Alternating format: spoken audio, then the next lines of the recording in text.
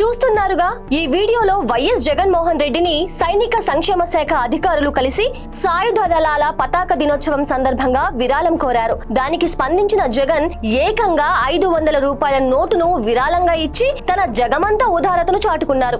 దేశం కోసం ప్రాణాలర్పించిన అమరవీరుల గౌరవార్థం ఇచ్చే ఈ నిధికి ఒక మాజీ ముఖ్యమంత్రి హోదాలో ఉండి కేవలం 500 రూపాయలు ఇవ్వడం ఏంటని కొందరు విమర్శిస్తున్నారు. కానీ మా దృష్టిలో మాత్రం ఇది హిమాలయాలంతా గొప్ప విషయం.